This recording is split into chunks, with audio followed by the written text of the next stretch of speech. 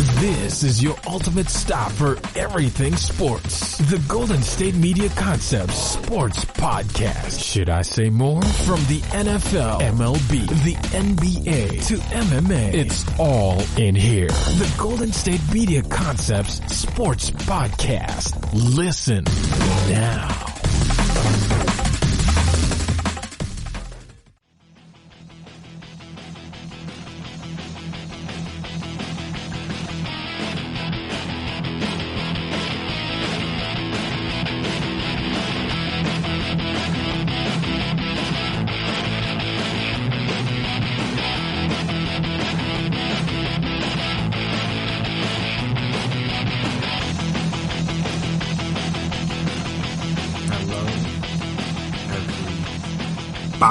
Welcome back to another episode of the GSMC Sports Podcast, presented by GSMC Podcast Network. My name is Chris Blades, and before I get started here today, I want to make sure I remind you guys, as always, to subscribe to the podcast. Make sure you never miss an episode. Make sure I was on top of when we drop our latest stuff. If you could please as well, give us a 5-star rating, write a nice review. Very appreciated, very helpful. Allows to see what you guys like, what you guys dislike, all that fun stuff. And also, if you're on social media, we're on social media, so you can find us there: Twitter, Instagram, Facebook. We can talk, we can chat, we can debate, we can discuss. And it seems like the Chicago Bulls, almost said Bears, the Chicago Bulls will be having a lot of discussions in the coming days, seeing as they have finally fired, I don't want to say finally as if it's a bad thing. I'm not a Bulls fan, so I've heard rumblings, I've seen things about how Gar Forman and John Paxson have kind of run the Bulls, and obviously we've seen they've had very little success outside of post-Jordan years, outside of a little run with Derrick Rose before he got hurt. But yeah, so longtime Bulls GM Gar Forman is out amid the multitude of front office changes that they are currently making. They fired him on Monday after 10 years in the role and 22 years with the team as a whole. The move came after the Bulls confirmed the hiring of Nuggets general manager Arturas Karnisovas. Sounds right-ish. Excuse me if I pronounced that wrong. As the franchise executive vice president of basketball operations, EVP for short, which ESPN reported last week. The Bulls also announced Monday that John Paxson, who was previously in that role, will stay with the team in a new role of senior advisor of basketball operations. So he's not leaving the team per se, but obviously his role, you don't want to say his role diminished, you don't really know. Whenever there's like certain a bit of turnover and people stick around, you always kind of wonder how much say they're going to have with that next regime. But at least in terms of title, he won't have that executive vice president title. Gar Forman worked tirelessly for the Chicago Bulls organization, first as a scout and then as an executive. Team owner Jerry Reinsdorf said in a statement, he made many significant contributions during his time here and helped bring some of the brightest young basketball talent to our team, from Derrick Rose, Joakim Noah, and Taj Gibson to Jimmy Butler, Kobe White. Interesting that they only shout out Kobe White because there's obviously a decent amount of young players on the team. And actually, Kobe White looked good, more so later in the season than to start. But again, he got better as the season grew on. He's been a trusted advisor. Continuing with Reinsdorf's quote, he has been a trusted advisor and friend to me over the years, and on behalf of everyone, I want to thank him for his commitment to the organization. Gar will always be a part of our Bulls family. Forman was named the 2011 Executive of the Year. The Bulls reached the playoffs 7 times during his tenure as GM. As he was saying, just thanking the organization, normal, typical stuff, talking about how the Bulls will always have a special place in his heart, which again makes sense if he's been with the team for so long. It's only reasonable that they would be a part of him. Obviously, a big part of his life was spent with the Bulls, whether as a player or in a different role.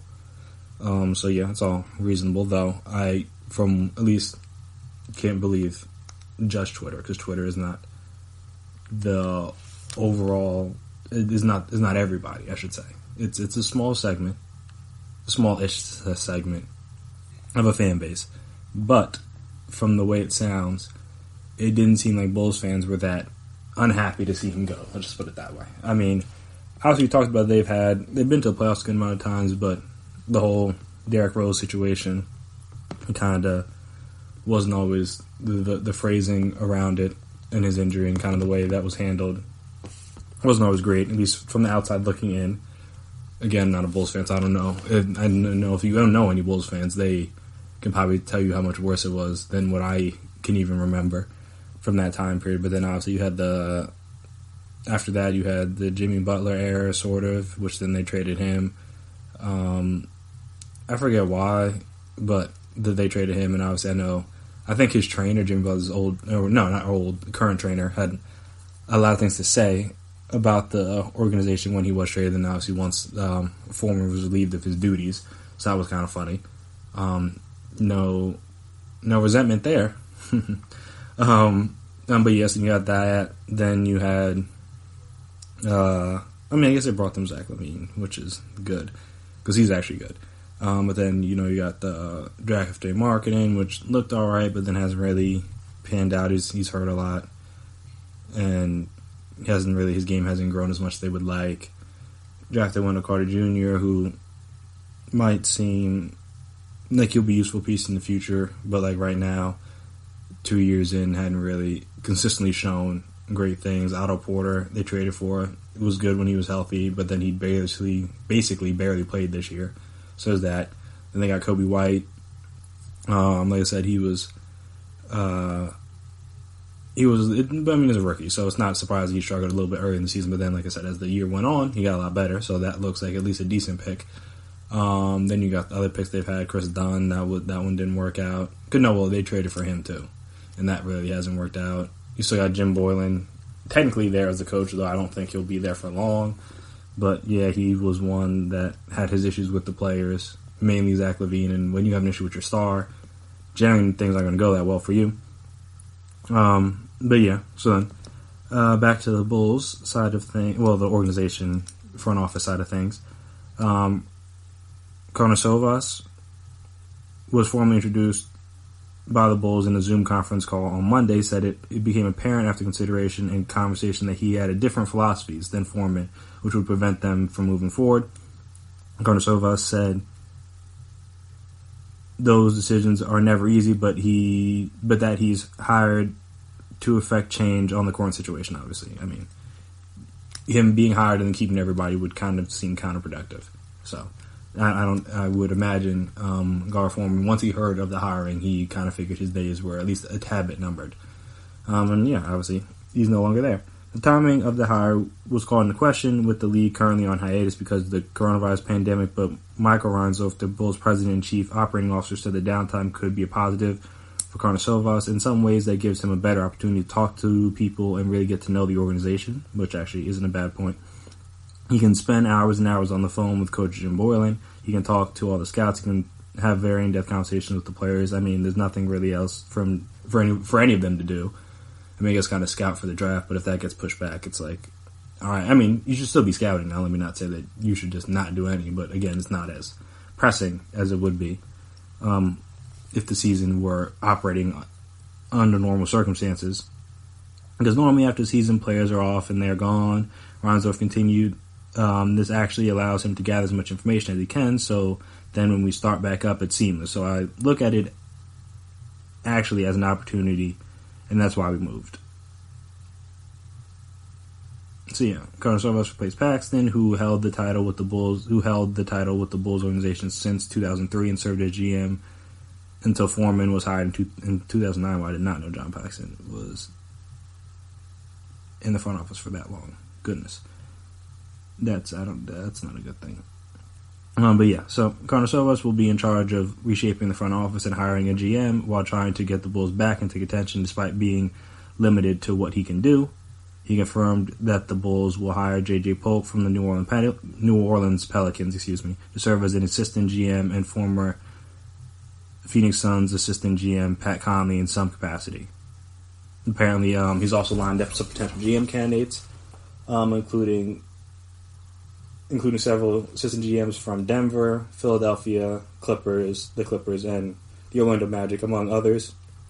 And there's apparently no timetable for the hiring of GM, which, I mean, in fairness, makes a lot of sense, seeing as there's no rush. We don't even know when there's going to be any sports played at all, so you don't have to rush into any decisions. And also, I guess that also gives him time to decide what he's going to do with Boylan and the rest of his coaching staff. He's already evaluated them. I mean, they were bad this year. They weren't that great last year. I don't know how Boylan keeps his job, especially since, again, a lot of the players, mainly Zach LaVine, don't really like him. It doesn't seem like, again, outside looking in. So I don't see how that would work. But hey, you never know. But yeah. So yeah, the Bulls found their new guy. So we'll see if it can be successful. Obviously, he's coming from Denver, which had a lot of success. Did they win a championship? No, but they were able to gather a lot of young talent, mix in a couple of veterans here and there, and position themselves to get to the playoffs year after year, which is obviously what the Bulls are hoping for to be able to do. Well, not just get to the playoffs, but then be relevant, and also potentially maybe bring some free agents there. I know that's been one of the biggest things. They really, for a major market, they really haven't gotten any big-time free agents since Jordan retired, if I remember correctly. I guess maybe some in the early 2000s. I mean, I guess it also depends on what your definition of big. Paying a lot of money for a guy does not qualify as a big free agent signing to me. Because, again, that one summer where the cap jumped up and, like, Timofey Mozgov and, like, Jan Mahinmi got, like, over $15, $16 million a year. Like, that's big money, but, again, that's not necessarily a big signing, if that makes sense. So Chicago, for as big of a city, is kind of like the Knicks in terms of they've been poorly run, and thus free agents don't want to go there. They'll just pick other places to go when the time comes. And then it's not like they're begging to get traded there either, because, again, they didn't really have the pieces in place to want to be around this. Well, mainly after they traded Jimmy. Maybe people would have wanted to play with Jimmy, but then they traded him, and then it was like what they had left really wasn't conducive to winning. And a lot of guys that want to get traded, they're on bad teams. They want to get traded to a good team, and the Bulls didn't have that infrastructure in place. So now they're taking the steps in order to hopefully do that. I mean, again, you don't really know, and we won't really know until a couple years down the line, because I doubt the Bulls would just magically be better next year. But it'll be interesting to see how this guy tries to, what his vision for the team is and how he's going to shape it, and also how we can try to remake the idea of Bulls basketball. Because obviously, Bulls basketball with MJ dominated the 90s, but since then it's been kind of hit or miss, and it's, as I mentioned, Chicago's one of the biggest cities in the country. So you would want, generally speaking, you want your big city teams to do well, because they're obviously better for the league. But the Bulls just have been kind of hit or miss. Like, again, they might make the playoffs, might get to Eastern Conference Finals, but they haven't been back to the finals. Correct me if I'm wrong, but they haven't been back to the NBA Finals since Jordan beat the Jazz in '98. And like I said, they had the one chance with Derrick Rose year, but outside of that, they really haven't even gotten that close. They made it to the Eastern Conference semis a couple times, if I remember correctly, but I don't know if they've made another Eastern Conference Finals appearance since then.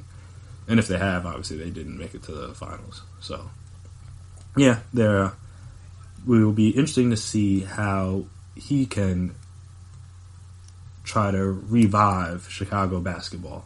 Because, again, they got a lot of great people that come through. I know they did, like, I think it was the open court on NBA TV with, like, a bunch of people from the area. They had, like, D. Wade and Candace Parker and Isaiah Thomas. And, I think it was Cappy Pondax there? And a couple other people. But, yeah, I mean, there's been a lot of... I don't know if they had... I know Anthony Davis is from there, but I don't think he was on there. But, yeah, they have a lot of people, a lot of good players that have come through the city in the last 10 years or so. They got a lot of people that you would think would want to go there to play, but it just hasn't happened yet. And hopefully this can be the jump start to get that back and get them back into more prominence nationally. Honestly, because they've kind of been an afterthought because they haven't been that good. Like, they've had good people, obviously. Zach LaVine,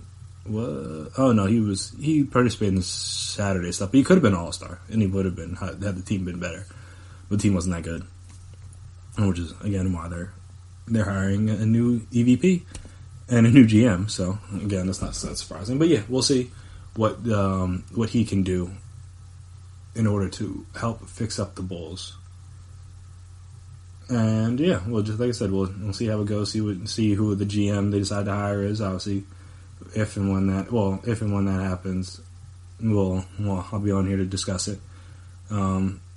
But yeah, no, I guess again we won't know until games are played and the league starts back up and all that fun stuff. But I guess for now it's just interesting to see what reports come out about the coach, because they may fire the coach, and then also what reports come about what if any players are untouchable. In theory, Zach LaVine should be, but hey, maybe this guy just wants to start fresh, and he doesn't care about Kobe White, doesn't care about marketing, doesn't care about Wendell Carter Jr., doesn't care about Zach LaVine, whoever. He's like, everybody's available. So we'll see, or maybe he likes the pieces they have and he's gonna try to build around it. I don't know. Well, like I said, we'll be able to see his vision more once like free agency and all that stuff goes down. But for the time being, we will sit and wait. But yeah, good for him. Gets a step up for the Nuggets, and obviously see if he can make his own footprint within the league. But yeah, so after we come back, we're gonna talk about a man who just got paid. And no, I'm not talking about myself or any of you out there who just got your stimulus checks. Salute if you did. I did not get mine. Still waiting on that. I will be expecting it. But no, a running back in the league just got paid. One of the best running backs in the league just got paid. And there's a lot of conflicting opinions about whether he should or should not have gotten the money that he did. So going to talk about who that is, talk about how much it was for, because it was quite a large amount.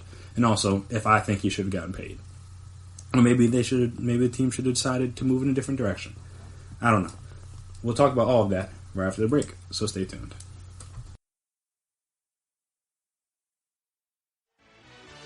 Are you looking for the very best NFL and college football podcast? Then check out the GSMC Football Podcast. Get the latest football news both on and off the field. From the NFL Draft to trades to the rumor mill to the NFL Combines, they got you covered. That's GSMCpodcast.com/football-podcast. Get updates on college rivalries, game day insights, and much, much more. It's football talk the way you want it. This show eats, sleeps, and breathes football. Don't forget to like them on Facebook and follow them on Twitter. Visit GSMCpodcast.com for more info.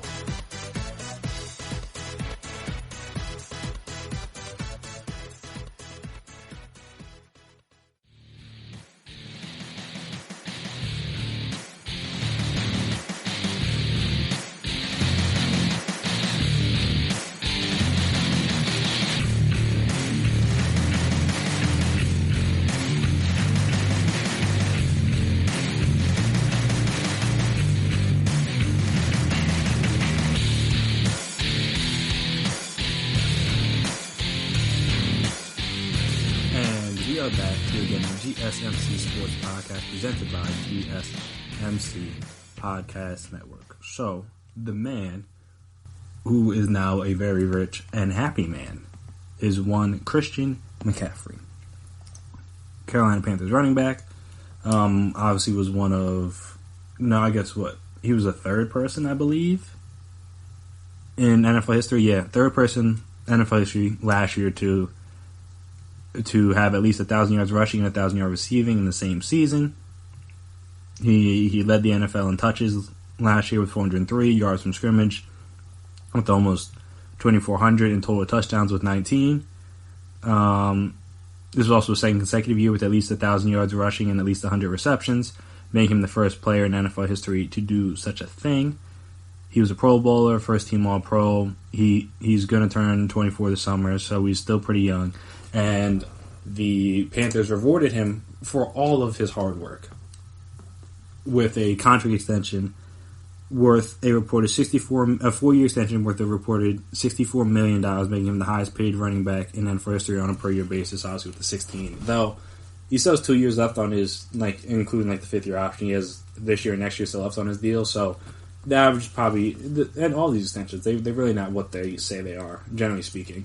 If you sign a guy early. Now, if you sign a guy in free agency, it's different. But if you sign a guy early, like they did with this, then the next 2 years aren't nearly at that same price tag, so the average over the next 6 years isn't as bad, at least cap-wise. But yeah, he deserved it, and he got paid. But that doesn't mean everyone believes that. Obviously, like I said last year, there was a very healthy Twitter debate about it when it happened. Not from the players, obviously, because all the players want everybody to get paid, and especially guys like Alvin Kamara, Dalvin Cook, Saquon Barkley, all those big-time running backs that haven't gotten paid yet and who are coming up to get paid. We're very happy to hear this news because now them and their agents have a benchmark number to set in terms of price. Though, in fairness, none of the guys have done what McCaffrey's done. So there is that. You could. It's like whenever Mahomes gets his extension, the next quarterback can't be like, I want more than what Mahomes got because you haven't done what Mahomes has done. But at least, all right. So then, when I fall under that, even if I'm getting paid a lot higher than the next guy, if I fall under that, then it works. I mean, in Mahomes aside, most other positions, the next guy up is usually the guy that gets highest paid. I know Zeke, that was happening with Zeke last year, got the 6-year, $90 million extension. Then McCaffrey was not necessarily the first step, because again, it was him, Kamara, and Dalvin Cook were all in the same draft class, I believe. Yeah, I'm pretty sure. In that, I think it was 2017? Yeah, it was 2017. So they're all coming up, so they're all heading to their fourth year. They can all sign an extension, if they so choose. Though he obviously has a 5th-year option, so that gives the Panthers a little bit more wiggle room. But yes, and you got them coming up. Like I said, Saquon, the next offseason, after his 3rd year, he'll be eligible for an extension. And I don't. And this is assuming Dave Gettleman's there, because he might not be, depending on how the Giants' season goes. But if he is there, I mean, he said that he was a Hall of Fame level talent, and if that is to be the case, then you would think you'd pay that person, especially if he performs. Now, he had a little bit of down year this year, but that was a little bit due to the injuries and stuff. Rookie year, he was great, and I guess we'll see what happens with him this coming season, because obviously, if there is a season, because we don't know that. But, yeah, so they're all happy, but like I said, there were many people who were against the move just because, like I said, some reasons which we'll get into. First was his volume. Obviously, a lot of people relatively rightly believe that running back is a position that kind of wears down your body quicker. Like most running backs, like post 27, 28, almost all go downhill. Though, again, he's not there yet, but he's getting a lot of volume, and obviously he got a lot of volume in college as well. Though he only stayed 3 years, that helps him out a little bit. But like I said, last year he had 403 touches, and while he is wildly unlikely to receive that many touches in a single season ever again, considering there are only 44 400-plus touch seasons in the history of the league, only 9 players have ever received 400-plus touches more than once, and only 5 have done it more than twice. The most recent player that had multiple 400-touch seasons was LT, the Damian Tomlinson, and his last 400-touch campaign came in 2006. And I guess if you're betting on him being a player that can handle that sort of workload, it's probably unlikely. Though, again, it's not impossible because he's a guy. I forget which draft analyst it was, but I know someone was tweeting out, or they were talking about like their report from like 2017. They said that he could have went in the first, second round if he was just listed as a slot receiver, not even as a running back. Obviously, he went number 8 to the Panthers as a running back, so he was drafted high regardless. But if he was just a slot receiver, he still could have been drafted pretty high. That's how good his receiving ability was, and obviously that's been on display since he got into the league, so that's not all that surprising. But at the same time, it's generally speaking, it's not realistic to expect a guy to be that big of a part of your offense year after year after year. It just doesn't seem that sustainable. But obviously, you're paying him like that, and if you're going to utilize him like that, then it makes sense why you're going to pay him. But if you utilize him like that, then there's always the belief that he'll wear down quicker, and then now you can't use him anymore. So that's fair, but again, that's something I'd worry about right now. And even, like I said, receiving ability of his side, which is, again, he's almost in a league of his own in the league. He's still running the ball. He's still great. He is among the 45 running backs who have received at least 100 carries who received at least 100 carries last year. His 4.8 yards per carry average, ranked 8th. He's also probably, like I said, the best receiving back. He had 24 more catches than the next closest back. And among the group of 13 who caught at least 50 passes in 2019, his yards per reception average ranked 5th. He was the only player to rank in the top 10 in yards per carry and top 5 in yards per reception. As such, his efficiency for a high-volume player is seemingly off the charts. He averaged almost 6 yards per touch at 5.94, which ranked 5th among the group of 51 running backs with at least 100 touches. He was one of just 27 running backs with 200 touches or more, a group which he is yards per touch average second behind only Austin Eckler.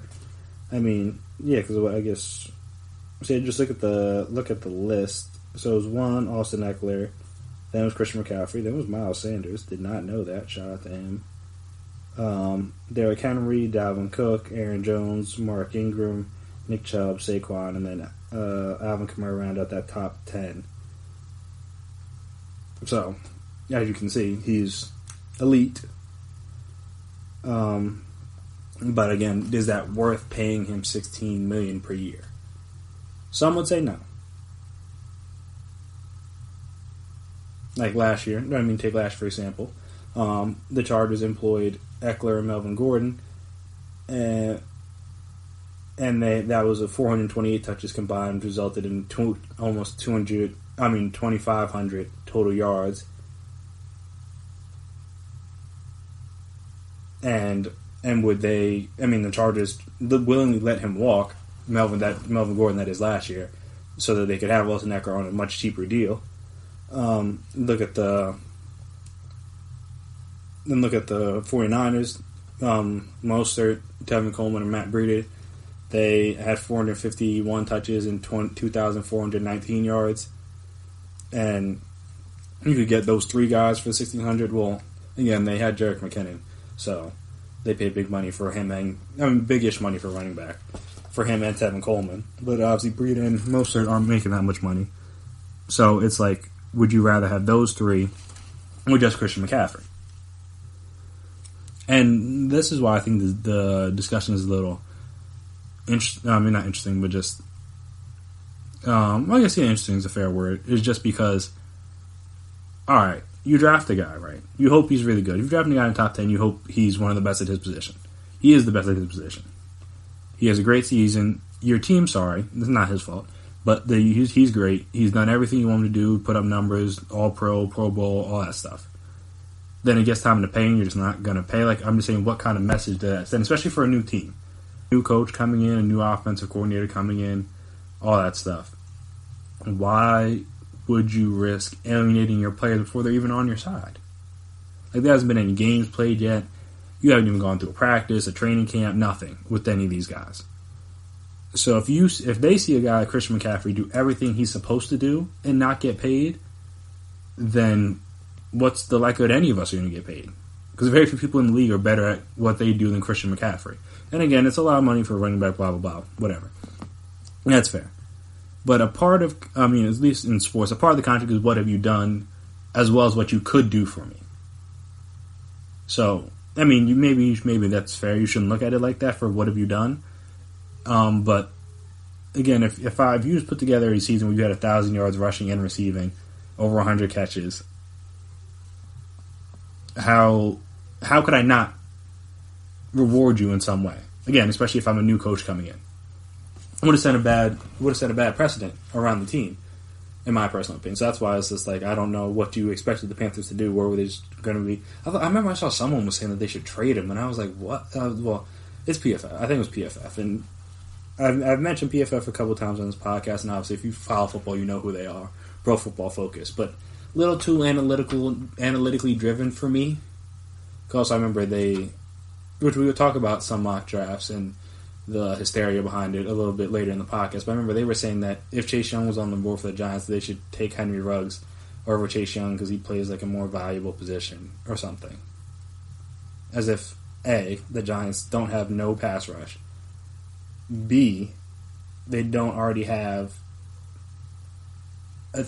three solid receivers. I mean, I think PFF also said that Golden Tate is more valuable than Myles Garrett. So if that's the case, then why do you need to draft another running back at 4? I mean, another receiver at 4. And then also, number 3, I forget which one which way I was listening to these things. But they don't need offensive line help. So, I mean, if you're not going to take, they're probably going to end up taking Isaiah Simmons.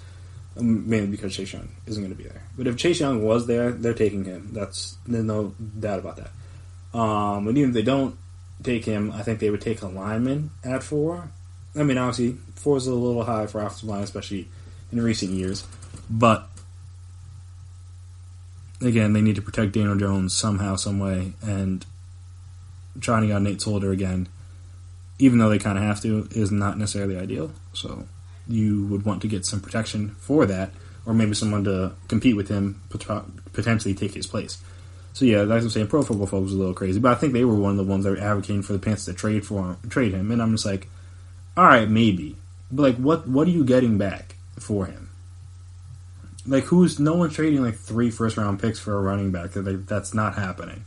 So at best, you're getting a first-round pick back, and maybe another pick here or there. And you already took him with the first-round pick, so you're not even really, it's not your upgrade. It's not like you draft him in the 4th round, you're trading a first-round pick for him. It's like, all right, that's a good return on your investment. If you're just trading him for what you drafted him, then what's the point? Because now you just have to find somebody to replace all that. So yeah, it was a weird. Obviously I know running backs, and it's people are scared because Todd Gurley, and people think Zeke's gonna fall off or whatever. And I'm just like, all right, Todd Gurley had injury history back when he was in Georgia. I don't think anybody knew he had arthritis in his knees at the time of the deal, because or else he wouldn't have been signed. But McCaffrey has none of those issues as of this moment. Again, that doesn't mean he can't get hurt next season, but everybody can get hurt next season. I was talk about injuries are kind of luck in pro sports, so I never put too much stock in that per se. But yeah, I was just surprised that so many people were down on it, just because, again, I understand it's a running back, but if you're good, you're good. You should be paid like you're good. And I mean, he's one of the top running backs as a rusher, and he's arguably he's the top running back as a receiver. So I mean, Amari Cooper just got 5 years, $100 million. And again, all right, he plays receiver, cool, that's fine, but it's not like McCaffrey just runs the ball. He does a lot of receiving too, so it's no one would be mad if you paid a receiver $16 million a year. But now I can pay a guy that can do that, not at the same level, but can do that and also run the ball when we need him to. And it's just like you pay him for his services. If he's doing multiple different services, he can get paid a little bit more. It seems only logical, especially when he's really good at his job. So yeah, I was just I don't understand. It's a shame that running backs are treated this way. It really is. But it's just I guess it just comes with the territory, unfortunately. But yeah, it's just all right, I'm good at my job and I shouldn't get rewarded for it just because of the position I play. That seems kind of backwards. I mean, hey, maybe it doesn't work out for the Panthers. Who knows? We won't know until next year or maybe even a couple of years down the line if this was the best decision for them.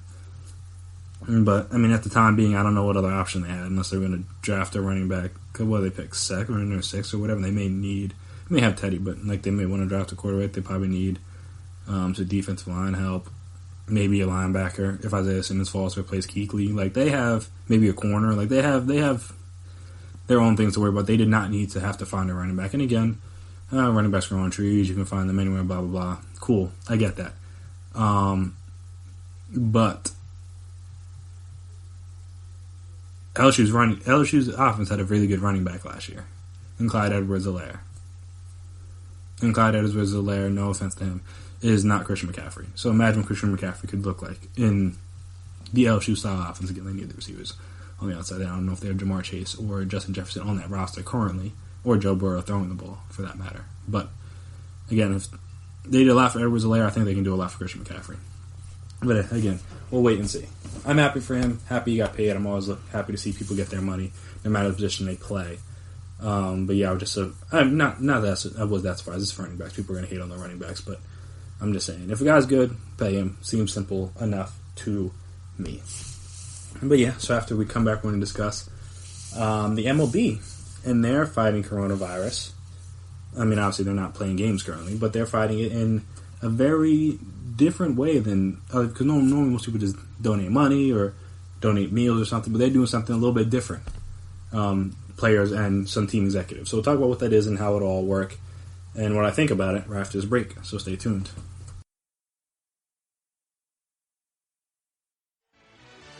Check out the show that's built on the MMA. From the UFC to extreme cage fighting, they got the fights covered. Check out the GSMC MMA podcast. Get the latest news on past or upcoming fights. Join us as we talk to and about some of the biggest names in the MMA, past, present, and future. When it's the fight game, there's just one show to check out. GSMCpodcast.com/MMA-podcast. Don't forget to like them on Facebook and follow them on Twitter. Visit GSMCpodcast.com for more info.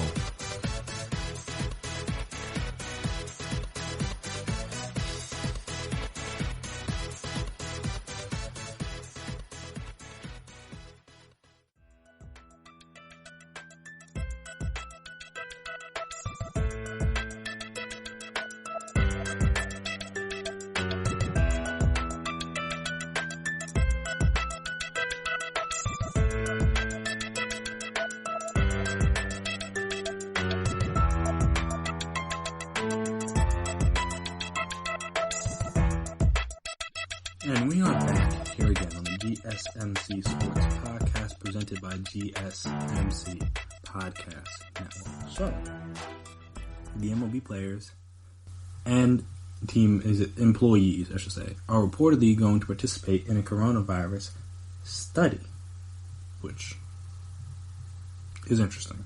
So, like I said, I'll give my thoughts on it first. Dive into the details. This is from ESPN.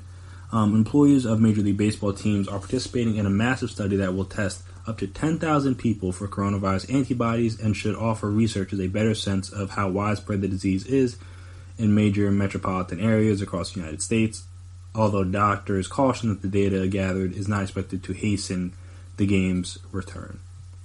A study which is being run by Stanford University, USC, and the Sports Medicine Research and Testing Laboratory will use test kits that draw blood via pinprick and offer results within 10 minutes. Already intrigued. The test will detect the prevalence of IgM, an antibody produced relatively early in those who have been infected with COVID-19, and IgG, a second form that doctors said lasts long after the infection happens. A positive test would confirm a person did in fact contract coronavirus even if he or she was asymptomatic. The goal of the study is to get a better sense of the virus's true infection rate by utilizing a nationwide sample, the speed with which MLB coordinated logistics and ensured participation from the wide range of people, including players, front office staff, and concession workers, and others, made it the right choice for the study according to doctors running it. This is the first study of national scope where we're going to get a read of large number of communities throughout the United States to understand how extensive the spread of the virus has been, said a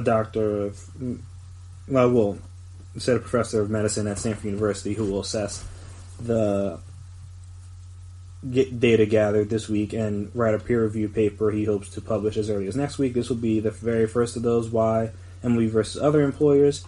I've reached out to others, but MLB moved by far the fastest. They've been enormously cooperative and flexible. We're trying to set up a scientific study that would normally take years to set up and is going to be a matter of weeks. The antibody test, which the Sports Medicine Research and Testing Laboratory, or SMRTLE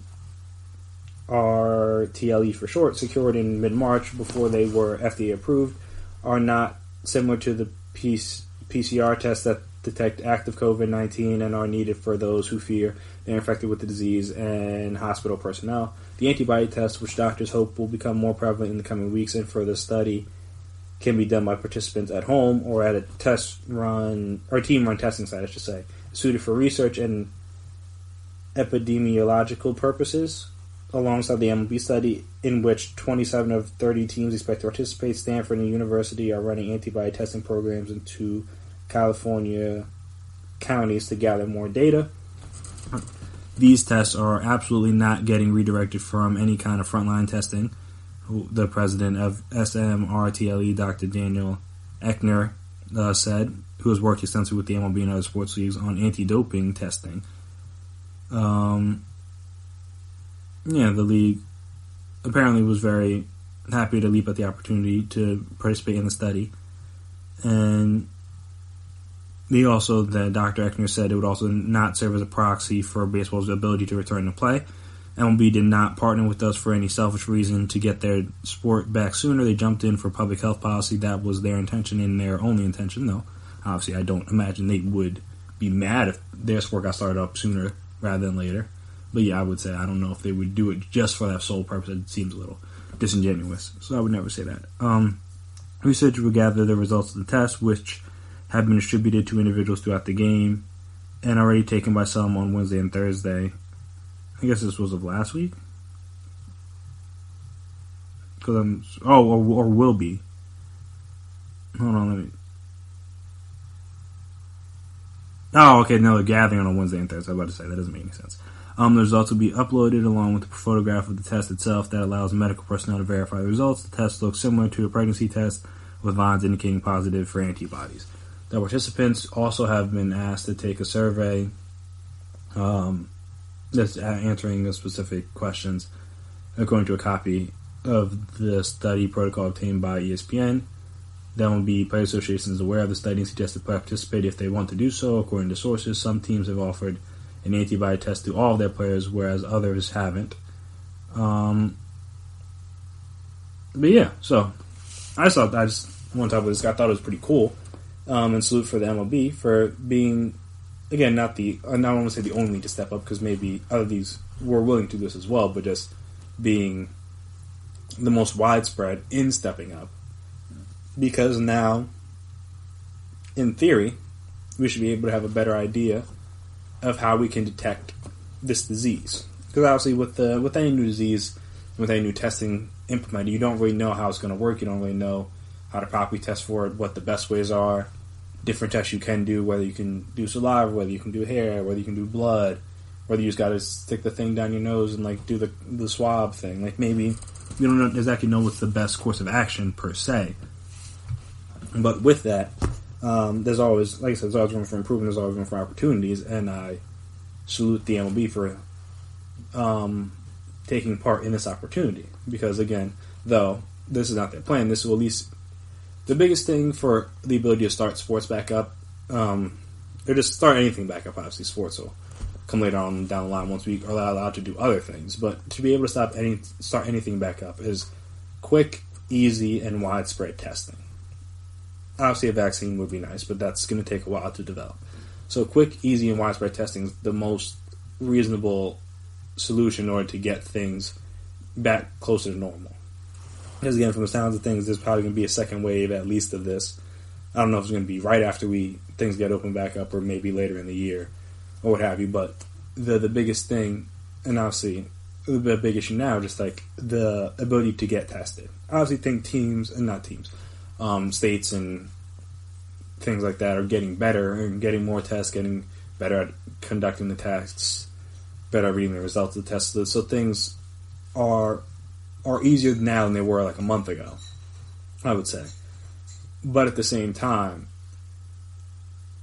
again, everything can improve. And this is like, this is a part of that. If there's a way that you can get a test and get the results back in 10 minutes, and you'll know for certain whether or not somebody has it or had it, then I don't really see how there's a downside to that. Because again, if and when this thing comes back around again, the ability to test people quickly and easily is going to save a lot of lives. And that's why also, like I said, that's why it's important to make sure that you don't open things up too quickly, because if you get things back in normal, I mean, there's already, depending on where you live, there's already been a lot of positive tests and hospitalizations and stuff with what we have now. And again, our testing capacity and ability may not be as good as it will be in a month or 2 months from now. But at the same time, if our testing ability is better, but then there's 5 times more people that need to get tested because everybody's back out and unhealthy, then that literally defeats the whole purpose. When you do is you want to be able to make sure everybody that needs to get tested can get tested. So that's like the biggest thing. If there's a test that can be done, all right, that's great. But if you open the country back up too soon, then now you just have a bunch of people that need to get tested that maybe still can't get tested because there's just too many people now. So I guess that would be the one fear of running into this. But again, if there's better tests or different tests or different types of tests or whatever, that obviously will make things a lot easier for that. But yeah, so no, like I said, it was cool for them to be in there, players, the employees, or whatever, to participate in this study. Because, again, it allows us to learn more about the disease, which is one of the more important things at this time, especially. Just knowing whatever we can about the disease so that we can attack it the best way and handle it the best way that we can. Also, in theory, this could potentially get sports back quicker if they know this test exists in case they need to test people once sports are back. I mean, obviously, there's going to be no fans. But if they decide that sports is back, which maybe I'll get into not on this episode, but a different episode if it comes up again. I think it was Geno Smith, weirdly enough, that was talking about this. But like the idea that it's not safe for fans to congregate, but it is safe for players, does seem kind of odd. Just because again they're in close proximity on the field, just like you would be in the stands. So that is a very fair point I hadn't really thought of. Obviously, I always knew that sports were going to come back without fans, but just the thinking behind how is it safe for players if it's not safe for fans to be that close together? Again, there's more of them, but I just thought that was kind of an interesting concept. Just because it's a very good point. Like, if fans can be that close together, normal people can be that close together, why would athletes be allowed to be that close together? Because, again, one person has it now, you have potentially 100 people that could be infected between both teams. And then that doesn't include the coaching staff, the training staff, front office people they see in the locker room, reporters, what have you. Yeah, it's actually a very fair point, which I said maybe I'll get into it on a different podcast.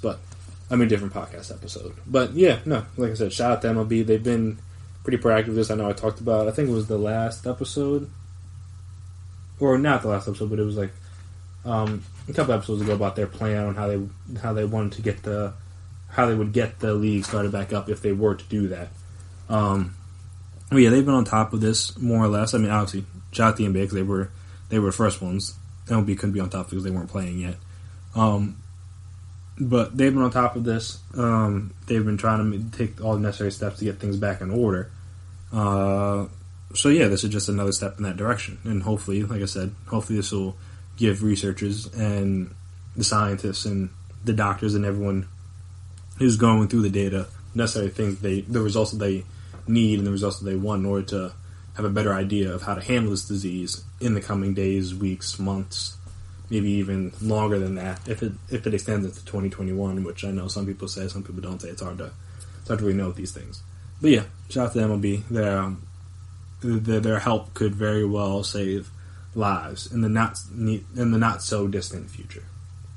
So yeah, shout out to them.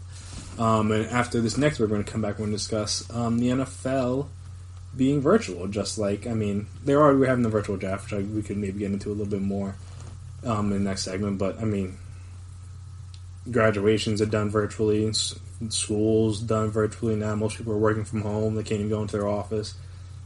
People are having virtual happy hours and all of these different other types of things. So everything's virtual. So it makes sense that the NFL offseason is now going to be virtual. So we'll talk about what that means, what the rules and regulations are, how that would work, and how I think it's probably I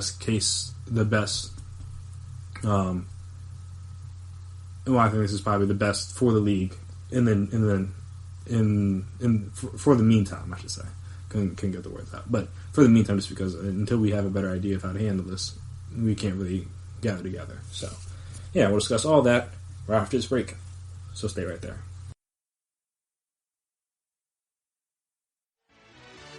Are you looking for help for your fantasy football team? Check out the GSMC Fantasy Football Podcast. Get today's best advice on who to start, who to sit, even who you should draft. From sleeper picks to red hot lineups, they got it all covered for you. That's gsmcpodcast.com/fantasy-football-podcast. We'll cover traditional leagues, dynasty, PPR, even IDP leagues. When you need fantasy help, there's just one show to hit up. Don't forget to like them on Facebook and follow them on Twitter. Visit gsmcpodcast.com for more info.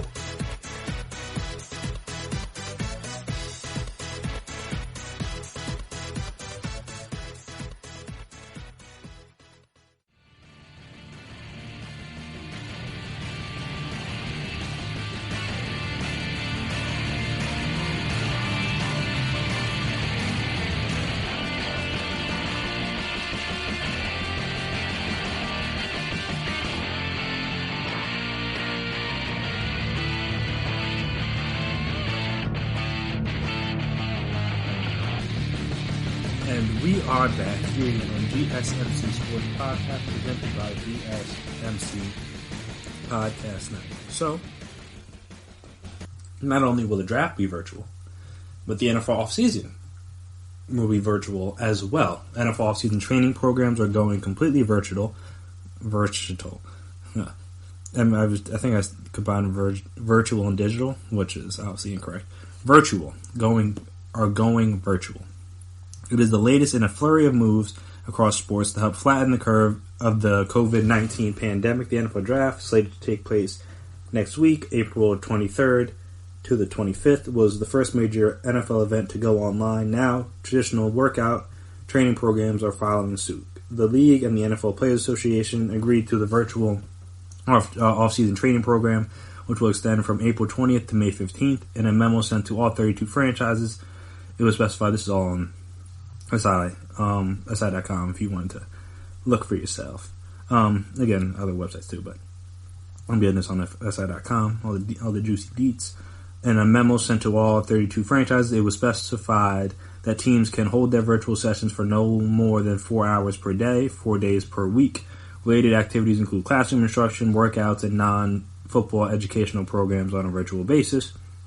Classroom activities also have time restraints, as they can not exceed 2 of the 4 allotted hours that must be scheduled between 11 a.m. and 3 p.m. Eastern Standard Time. It is at the discretion of the organization and the players involved when the training will commence. As for compensation for the virtual period, veterans will receive a minimum of $235 per day of participation. That's really not that much. While rookies will receive $135 in the rookie football development program.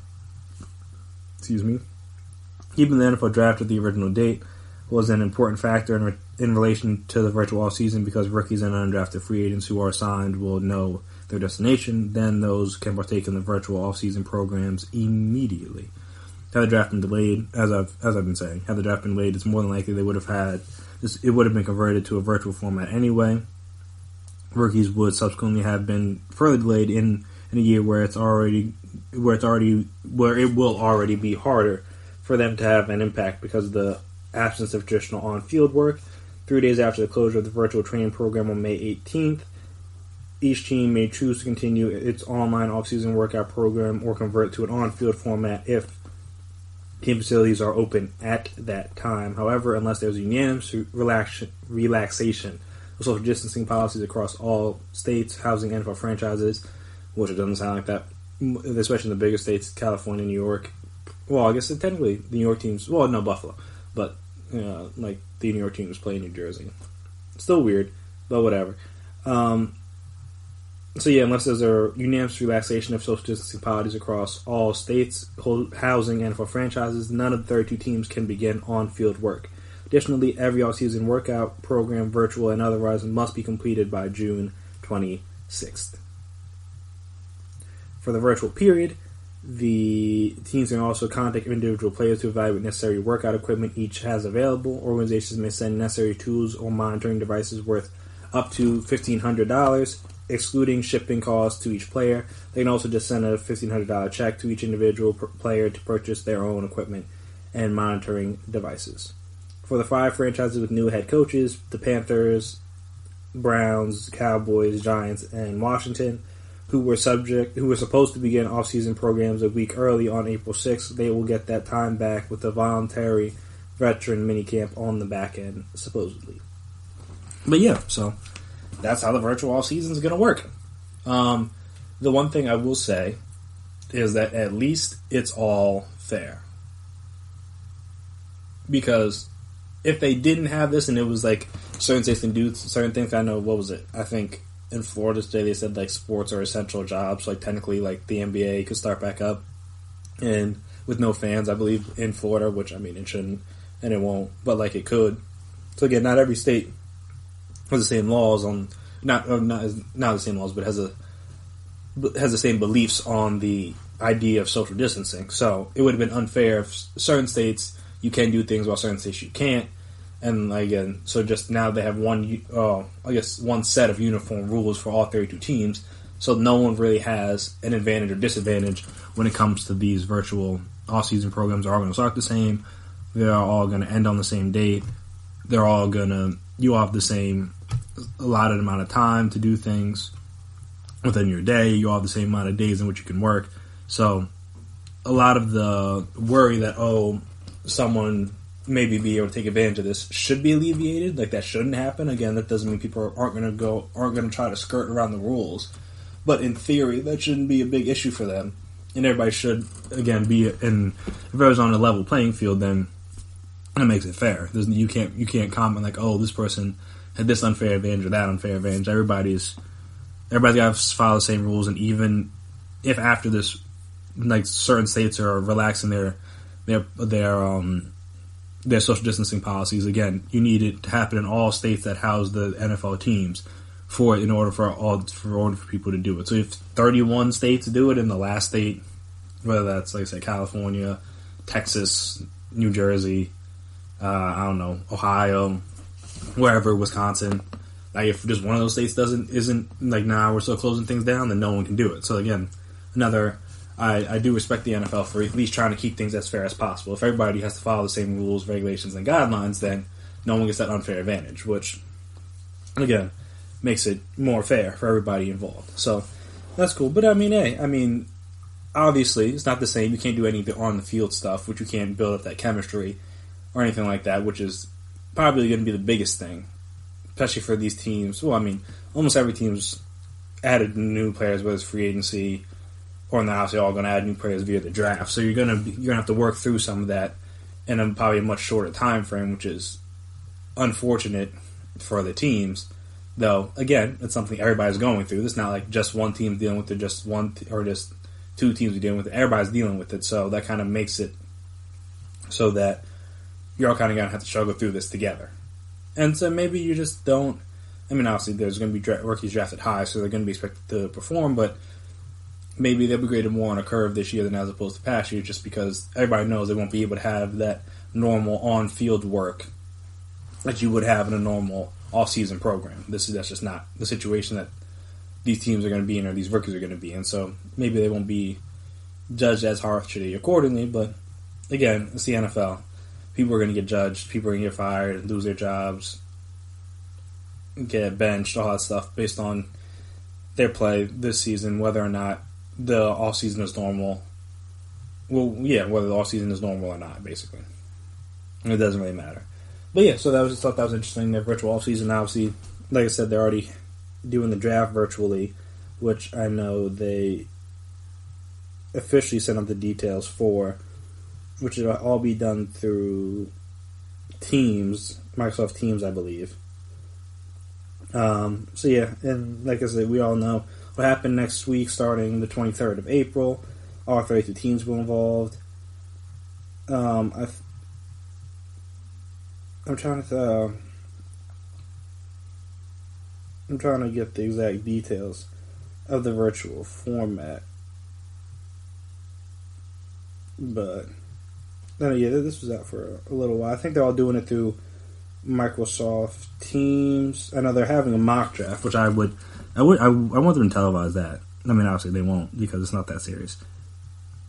But I would love for them to televise that because I think that would be kind of cool just to see how it'll work and how it's all going to run Also, not that it really matters necessarily for me. It's just, again, something for us to watch.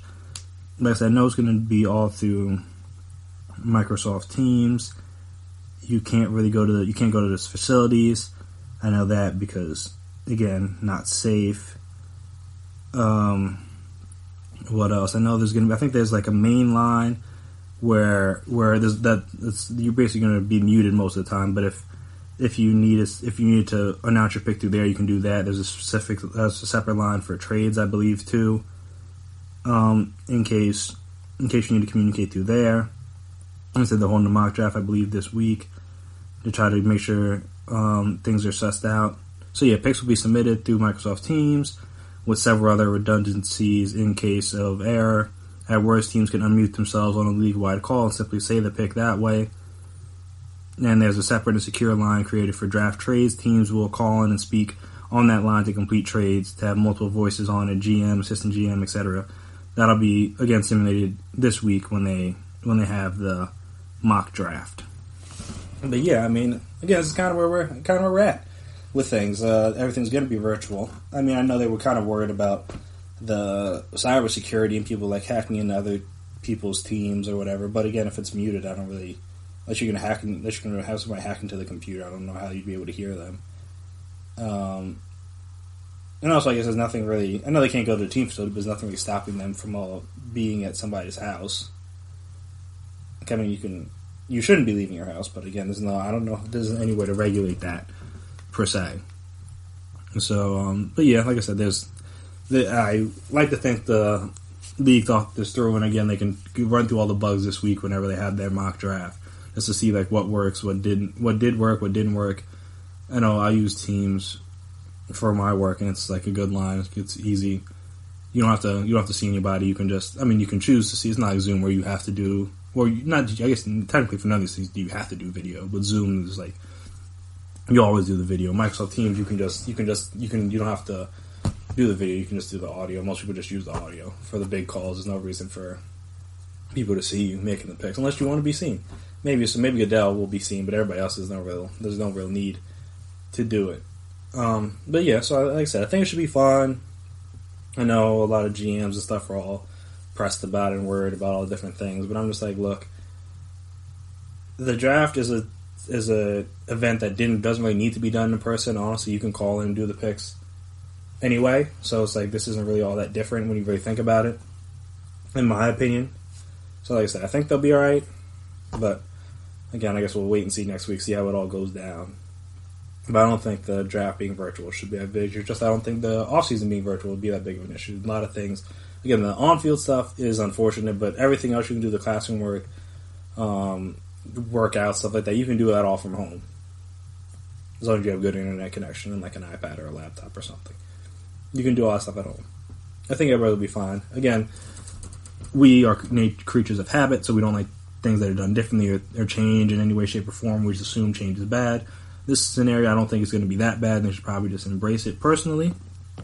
And just have fun with it. Again, it's not really going to fix anything. They're going to decide halfway through, we're going to do it in person. Like, it is what it is. And by the end, most of these things are virtual anyway.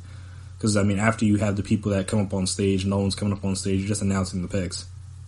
And most teams are just calling the people, or, again, they're not all in the same room, so that's unfortunate. But they can have their own separate teams call for just themselves. They want to discuss things or talk about who's on the board, who they're looking at, stuff like that. You can communicate via phone. It's 2020. We have a lot of technology. I don't think it's that serious. But yeah, again, we got until next week, so we'll see how that all goes down. And speaking of the draft and mock drafts, it has been mock draft season. And I want to say why I believe, though I do and read a lot of mock drafts, it gives some fans unrealistic expectations of how the drafts are going to play out and like the value of people and whether you should trade up or trade back or stay put or who's going to be available even when you go, stuff like that. I'm going to tell you about mock drafts, while fun, can kind of hurt fans. Again, it doesn't really matter for GMs and stuff, but why it can hurt the fans' idea of what's going to happen on draft night. So I'll discuss that right after this break. Stay tuned.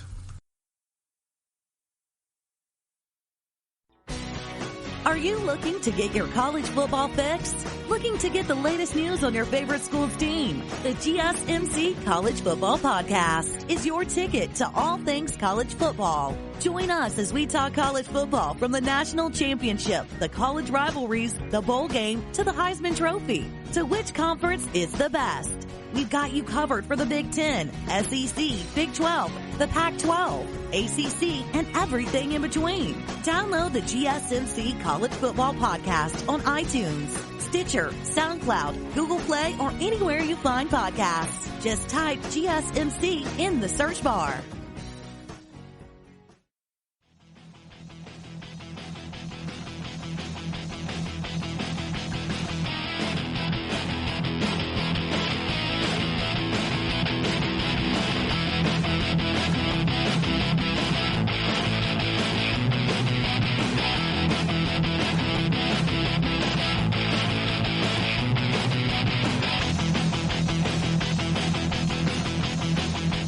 We are back here again on the GSMC Sports Podcast presented by GSMC Podcast Network. So I know there are many sites nowadays, there's many sites, many people, many outlets, many blogs, podcasts even, doing mock drafts. And again, it's a fun exercise to do. Predictive. I mean, you all kind of want to think we know what we're talking about, think we know how things are going to go, think we have an idea of what's going to happen, what our teams are going to pick, where people are going to go, stuff like that. There's also mock drafts are fun. I've done quite a few just in my free time, obviously, which a lot of us have now, since most of us can't really leave our house unless you are an essential worker. So this is my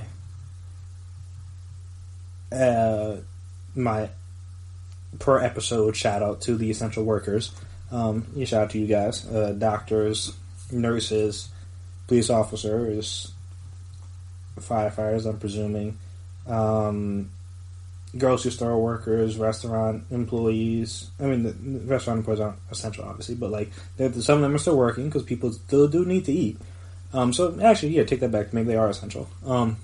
Anybody that's out there that may or may not be risking their health so that normal people like me can eat, get water, and also get proper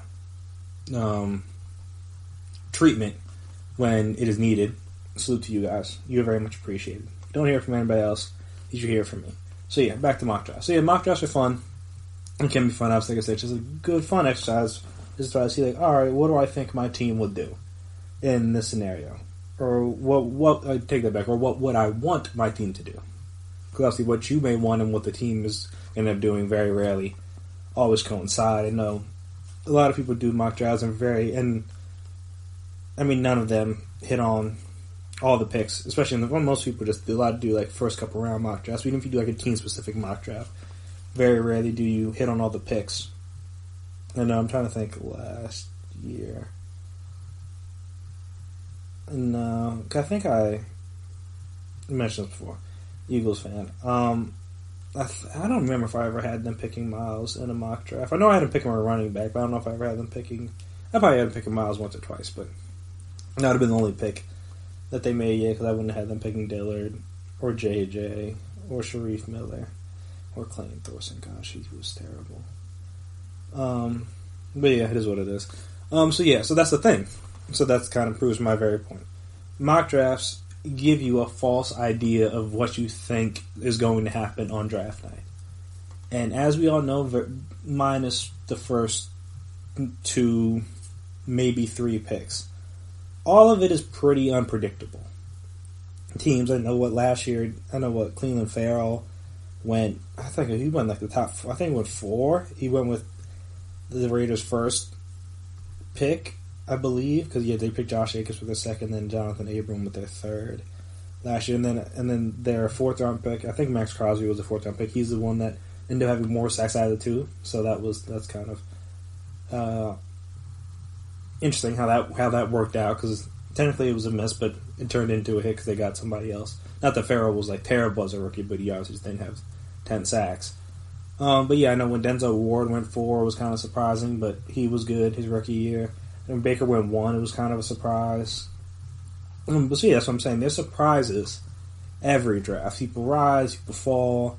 No one has any idea how these GMs or front office execs think or feel about players. I mean, you talk to different people, like, this person's this high up on the draft board, or this person's this high, or this person's this low, or we have this guy ranked above that guy. Like, no one really has any idea. That's why these mock draft guys can come up year after year and make, like, the Todd McShays and, well, they're more so draft experts, per se. Like the Todd McShays and Mel Kipers, and I know Mike Mayock when he used to do it. They all go through their mock drafts, and, like, now, like, Daniel Jeremiah does it. Bucky Brooks, I mean, the guy, Matt Miller. There's, like I said, there's so many different people that do mock drafts these days. And most of them don't get all the picks right. Because, again, everything's unpredictable. You mess up one pick, that there's a snowball effect of things that happened after that. Because now people are available that weren't available in your mock draft. People aren't available that were available in your mock draft. It's all a mess. So I would caution fans not get too attached to mock drafts. Just because, like I was saying, it gives you a false sense of what's going to happen. Like, if you go through a mock draft, especially if you use like a similar website multiple times, you do multiple mock drafts. Generally speaking, the same people are going to be available more or less when you pick each time, depending on which team you are. Like if I did a mock draft for the Giants per se, 95 times out of 100, Joe Burrow's going to be gone, Chase Young's going to be gone, and Jeffrey Okuda's going to be gone. Now that's probably that could very well be what happens. But if say the Dolphins or the Chargers trade up, or maybe even somebody else trades up to 3, get that pick a quarterback. Now Okuda's available at 4. Now if someone trades up to 2, I'd have watched it. Maybe Chase Young's available at 4. It's just like, you don't really know what's going to happen, and that's the one thing. I mean, obviously in mock drafts, if you have specific programs, you can do trades yourself, but the computer won't do extra trades for other teams. Like, and that's a part of drafts. There's trades happen, trades up happen, trades back happen. Well, I guess obviously those are the same thing. If a team trades up, then the team has to trade back. Not clearly, but like trades happen. I guess I should say, just trades happen, and those aren't factored into the mock draft. And also, what's not factored in is like whoever built whatever the ranking system are. That's what they believe. That's not how a certain team or certain front office may believe. And that, again, that's what I'm saying, gives you false insecurity. So you're like, oh, this person should be here at 21.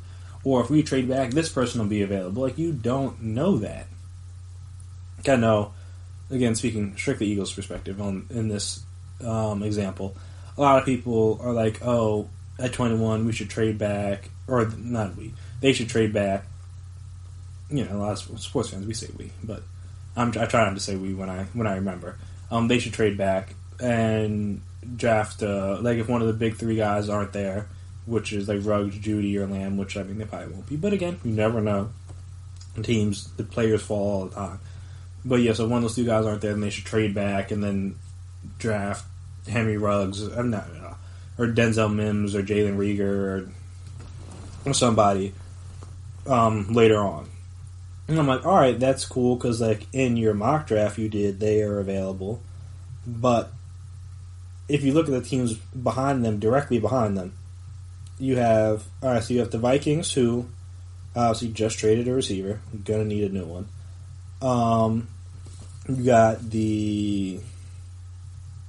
You got the Patriots.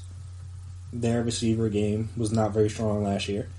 You got the Saints, who again they got a number 2 outside of opposite Michael Thompson, Emmanuel Sanders, but he's not going to be there forever. So they're going to need a 3rd receiver. Probably, Michael Thompson has him at the slot, so you don't necessarily need a slot receiver, but I think Justin Jefferson's there. They're going to take him. Obviously, LSU connections. Well, Louisiana connections, not LSU. Well, the Vikings pick again. The Dolphins could use another receiver. The Packers are going to need another receiver. The 49ers, if they don't take one early, are going to need another receiver. The Titans could. The Ravens could. Even the Seahawks could. That's what I'm saying. You trade back just because when I did my mock draft, Denzel Mims was available at 28 or wherever you decide you want to trade back to. Okay, but like that's a very good chance that might not happen. There could very well be a run on receivers right after you pick, and assuming the person trading up isn't trading for a receiver. And so I'm like, it just gives you a false sense in that case, and also people are just like, oh, this person's not going to be on the board when we pick. I know that's what happened. That's why people expected them to take like Josh Jacobs or whatever last year in the first round, even though they don't ever take running backs in the first round. But people did that for the Eagles. They expected that, so they traded up, and boom. Think they're going to leapfrog ahead the Raiders to get Josh Jacobs. When it comes to find out a tackle that they had number 1 on their board, I believe, and Andre Dillard was available.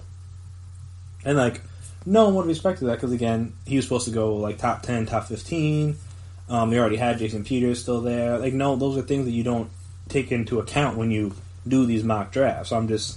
But again, that's how it went down. And obviously, you could do that for just about every team in terms of what could have happened and what did in fact happen. I know many people didn't think Giants were going to take Daniel Jones at 6. Last year didn't think they were going to take Dexter Lawrence because they already had a bunch of defensive linemen at the time. They traded for another one this year as well. But Dexter Lawrence was good. But my point is that when you do these mock drafts, don't get too attached to what happens. And that's all I'm saying. Not that you can't do them, they're not fun. I was just like, don't assume that that's how the draft is going to go. Or don't reason for why your team should or shouldn't do certain things because of how a mock draft you did went. Because there's a very good chance people you think, well, obviously this is not a very good chance. People you think aren't going to be available will be available, just like people who you don't think will be available, who you think will be available, I should say, won't be available. And that doesn't just go for the first round; it goes for all the rounds.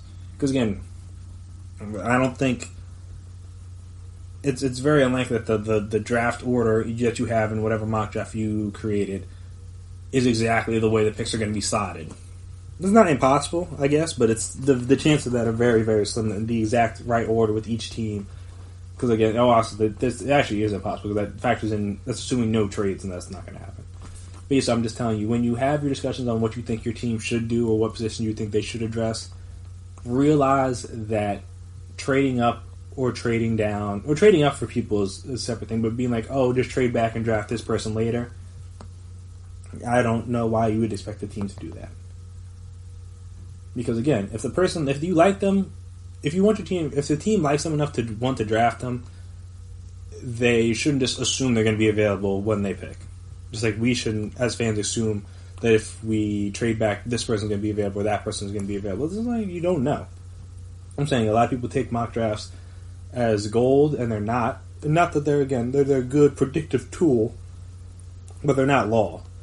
What happens in a mock draft is not exactly how it's going to play out in the draft. So I just want all fans to remember that when they're having these discussions about what they think or how their team should handle things or whatever.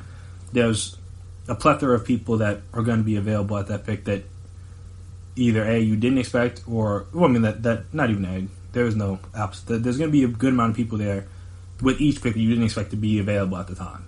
It's just the nature of how these things normally go. So yeah, so I'm just telling everybody mock drafts are fun, but they're not. Remember that they are not law. Most people whose job it is to technically know these things don't even know these things. So, and the draft is unpredictable, and you shouldn't make any basis on how you think your team should handle or what you think your team should do based on a mock draft you did, because that's not how it's going to play out at all. Just remember that. Oh yeah, so speaking of mock drafts in the NFL drafts and things not going the way we expect, I'm going to discuss a couple of surprises I don't say that I think are going to happen. Well, I guess kind of think and / hope will happen in the coming draft. There's a couple surprises, things that you would be surprised if they did happen. Well, I'm repeating myself, but you get the point. Some things that seem unlikely now, but if they were to happen on draft night, you'd be like, wow, okay, I can see that coming. You see it coming? Because I told you it was going to happen. But yeah, so we'll talk about all that stuff right after the break. Stay tuned. Check out the show built around the women of MMA. From the UFC, Invicta FC, Bellator, and One Championship. We got the fights covered. It's the Golden State Media Concepts Women's MMA Podcast. The latest news of upcoming fights, discussions of previous matches. Join us as we talk to and about the biggest names in women's mixed martial arts. Past, present, and future. When it's the women's fight game, you know where to listen to. The Golden State Media Concepts Women's MMA Podcast.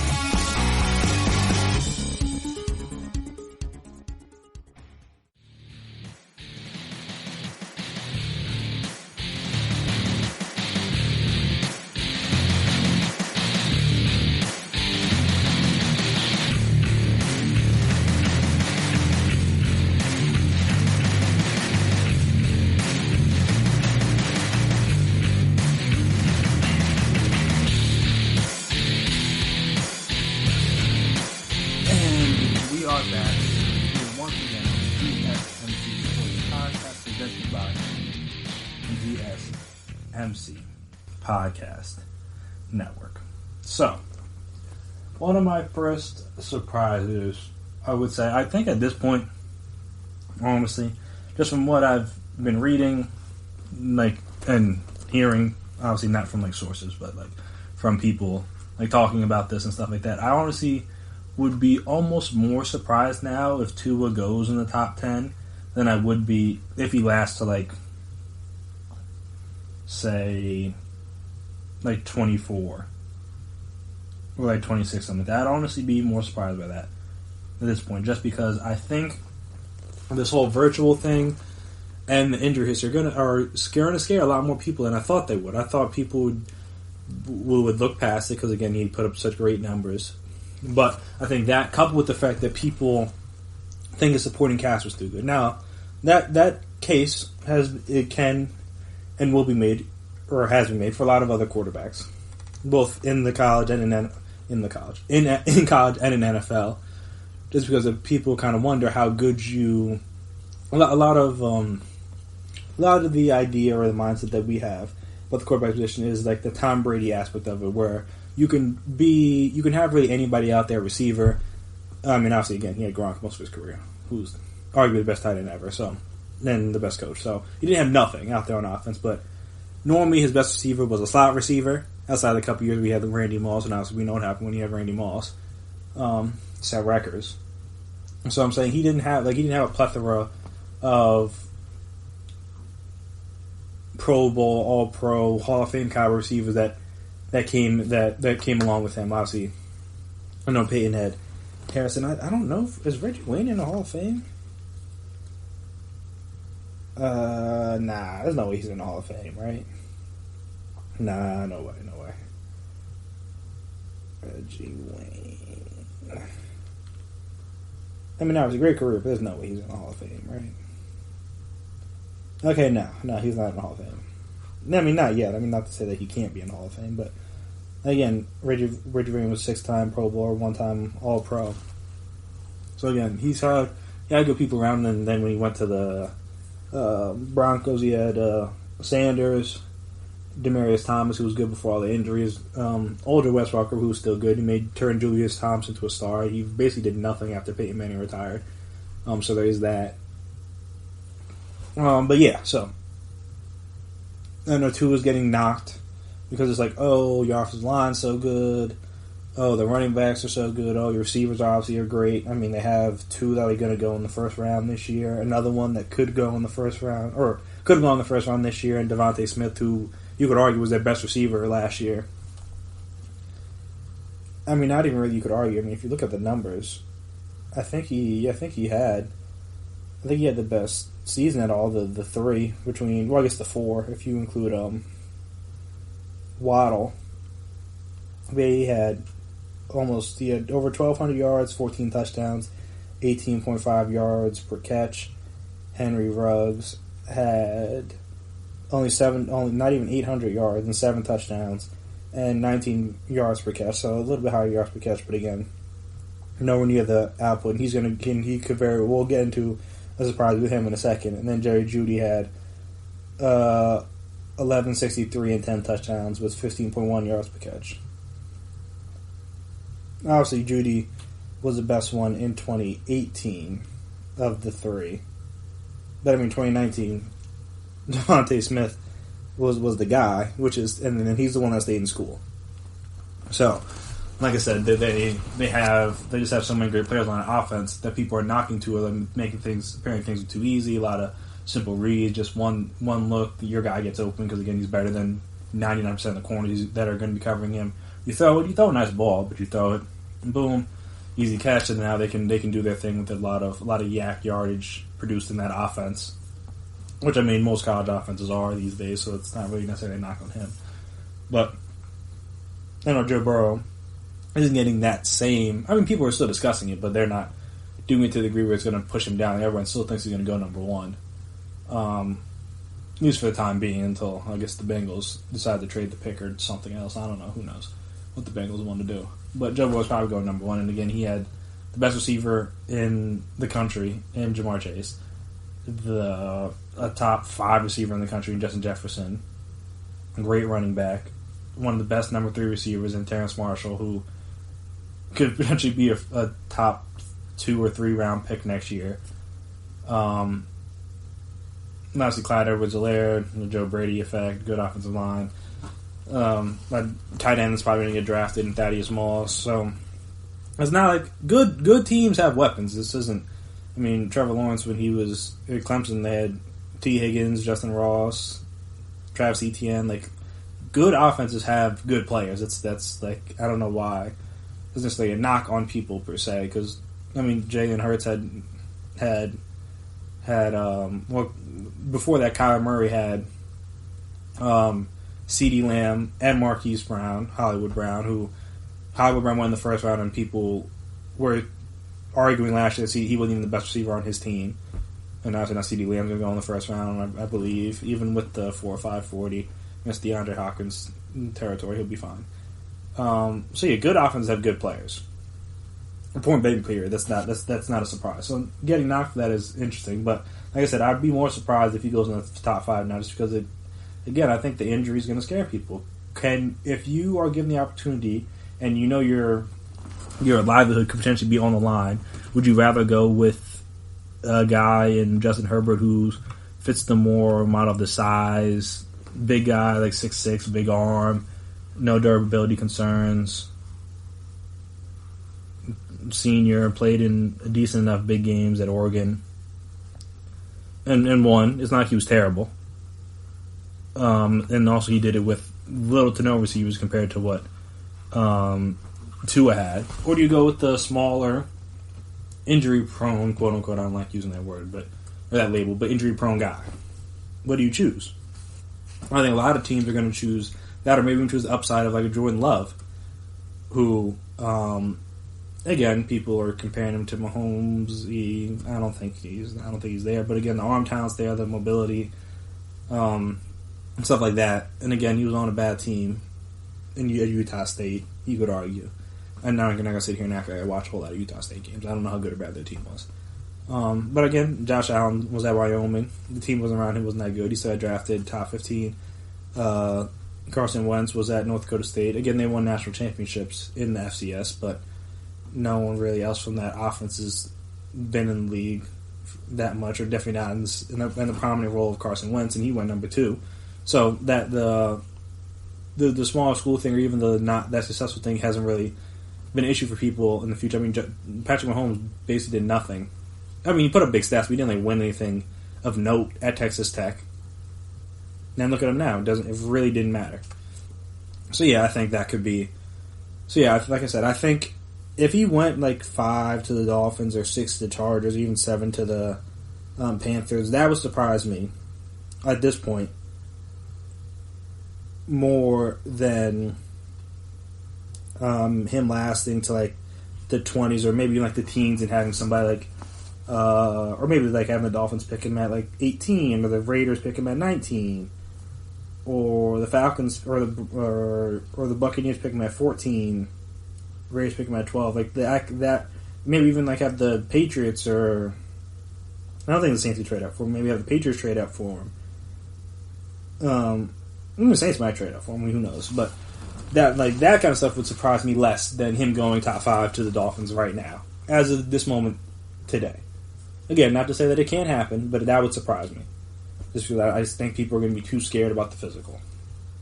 And what would they prefer to picture of things? And obviously, there's always one player that drops that's unexpected, and I think this year, I'd say it could very well be Tua.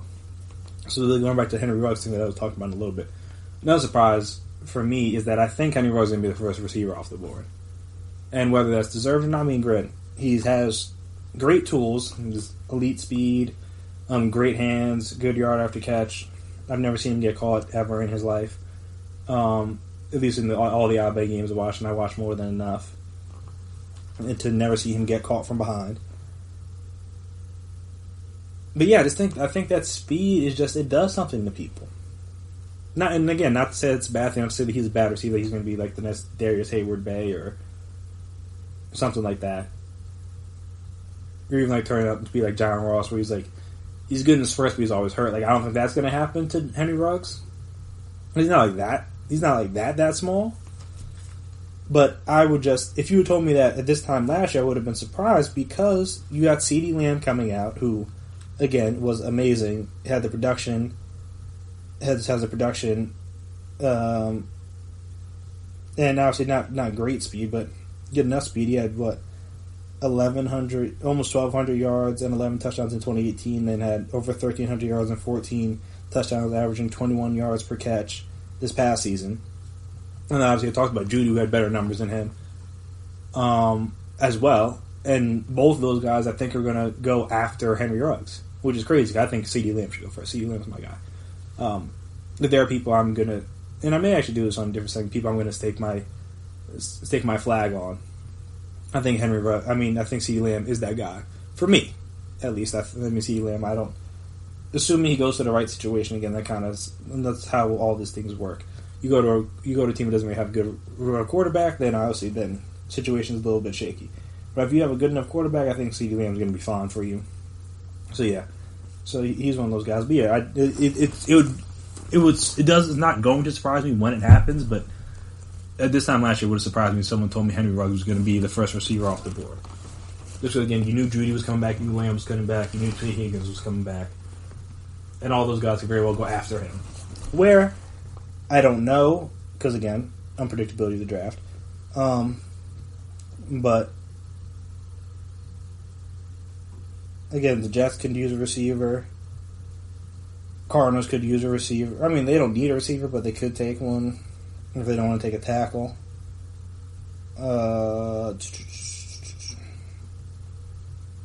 Raiders, the Niners, Broncos, maybe Falcons, maybe Cowboys, and Dolphins, obviously. And obviously we talked about the Eagles, Vikings, Patriots, Saints. All those teams could use a receiver. So, I think the first one will probably come off the board at 11 to the Jets, because I don't see the Browns or Jaguars or Cardinals taking them, and I also don't see anybody trading to the top 10 for a receiver. Seems a bit crazy to me, but hey, again, I would love to see it, because I love unpredictability. But yeah, so I'm trying to think with another surprise. I don't think... I'm trying to think. What other things would be a surprise to me? I'm trying to think of one more for you guys. I think, this is 2 quarterback ones, but I think somebody's going to trade up for Jordan Love. I don't know how high. I don't know what's going to... But I feel as if someone's going to trade up to draft him, just like they did with Mahomes, just like they did with Deshaun Watson. He's going to fall, because, again, Utah State. But someone's going to trade up for him. Which is...